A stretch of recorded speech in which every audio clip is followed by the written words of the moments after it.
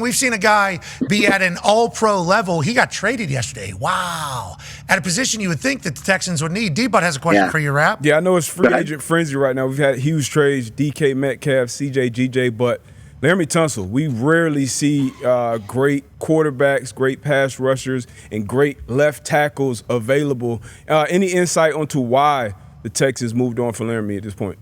Yeah, that was, of all the things yesterday, that was probably the most surprising. Like, heard a whisper, checked on it, and was still like, all right, hang on, like, is this really true? So he has made a lot of money from the Texans. He is an awesome player, one of the best left tackles of, I guess, the last decade, right? I mean, him and Trent, well, there's a couple of him and Trent Williams. I mean, he is awesome. And the Commanders, we'll take the Commander side of it first.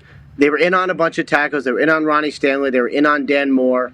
When it became clear that they were either not getting those guys or weren't going to put up the money it would take to get them just value-wise, they quickly pivoted to, like, who's the best left tackle who could potentially be available. The Texans have paid Laramie Tunsil a couple times.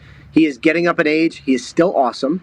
But, might he want another contract? Possibly.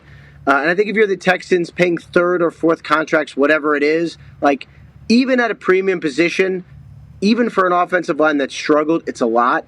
It felt like, to me, it was probably time. And look, they got to rebuild that offensive line. Kenyon Green got traded today, Tunsil yesterday.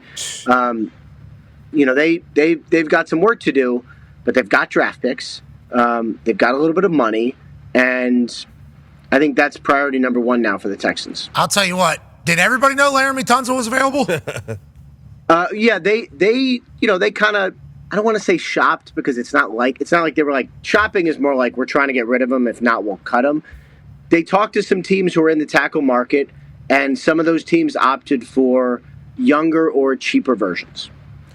Okay, we'll see. Bad move. Yeah, we will. We'll see. No, this is like the really interesting stuff to me. It's like several teams who either signed tackles or were in the tackle market, had the chance for Tunsil, decided not to. Like, we're going to see how it goes. Yeah, we will. Yeah, I know how it's going to go with Tunsil. Tunsil's going to do his shit. Like that's how it's going to go. CJ's wondering what the hell's going on. Yeah, and Jaden Daniels is going, thank you to everything going on in Washington right now. They bring in Debo. They bring in Laramie Tunsil for him. I mean, what they're doing in Washington, trying to flip this culture and continue to go, not just have a one-off, good for them. I'm pumped for them. When I saw Laramie's name move, I was like, what? That was right after we went off the air. Yeah, I think it was like 20 minutes afterwards. I was surprised. Very surprised. Yeah, I mean, money obviously always makes sense. I just assumed maybe locker room or something that we aren't privy to, because, once again, you don't see these type of guys at that position move. And then with how shitty the Texans' offensive line was last year, to move on from him was definitely a head-scratcher. You didn't mention it there. Laramie Tunsil, traded. Huge. From the Texans to the Commanders. Great for Jaden Daniels, obviously. And I think Rappaport said that they're just going to bank on somebody else being able to do it. If all the teams that signed a tackle that we maybe hadn't heard of were in on Laramie Tunsil, and they decided to go another way to see if somebody else can maybe prove or younger or grow into it, as opposed to getting Laramie Tunsil, who we know is a guy, right? Like every week, that is what Laramie Tunsil is. Laramie Tunsil is an absolute stud, and honestly, in my opinion, Houston had a very lackluster offensive line last year. This was the only guy. Now, I think the one thing he needs to clean up, for being a guy who is as highly coveted as he was coming out, is as highly coveted and paid as he's been in the National Football League. An interesting thing is, when you get a left tackle that's an absolute stud, typically you don't let those guys out of the building. I guess the concern is this is his third team already, and he's under the age of 30. I think that's one issue. He has a lot of penalties. I think he had something like 30-something penalties or something last year. So I think those two things he gets cleaned up, but he goes to a place where they value offensive line. They're a couple pieces away as well.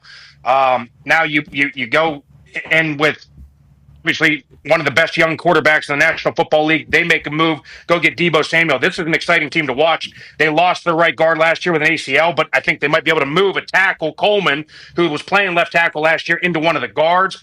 Might have to do some reshuffling, but this is a huge piece for the Washington Commanders. Mekhi Becton obviously pulled it off this past season, won a Super Bowl, and reset his entire career seemingly after people deemed him a bust. So maybe there is a little bit more reshuffling for the Commanders to do.